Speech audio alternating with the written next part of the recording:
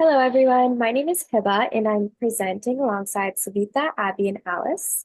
Our project explores the association between hair cortisol and oxytocin concentrations and childhood development, including how race and socioeconomic status modify this association. Adverse childhood experiences, such as physical or emotional trauma, can increase stress, which leads to elevated cortisol levels in the body, leading to a disruption in the body's stress response system, known as the hypothalamic pituitary adrenal axis. ACEs increase the risk of childhood development challenges by 29 to 44%.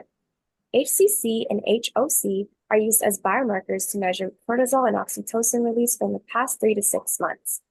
However, few studies have explored the relationship between hair cortisol, oxytocin, and early childhood development. So for our study, we looked at 1,389 children from three counties in Northern California, that being Alameda, San Mateo, and Santa Clara counties.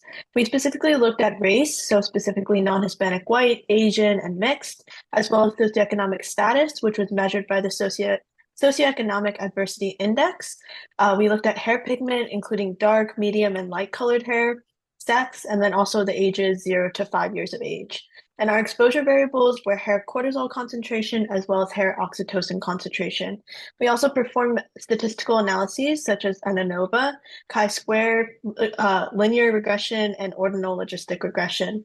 And then for our outcomes, we looked at early childhood development, which was measured through the Ages and Stages questionnaire, which specifically has 5 categories: communication, gross motor skills, fine motor skills, problem solving, and personal social development. For ordinal logistic regression, which is depicted in Figure 1, we saw that race and socioeconomic status were not effect modifiers on that relationship between LNHCC and child development, but Asian children had higher development rates.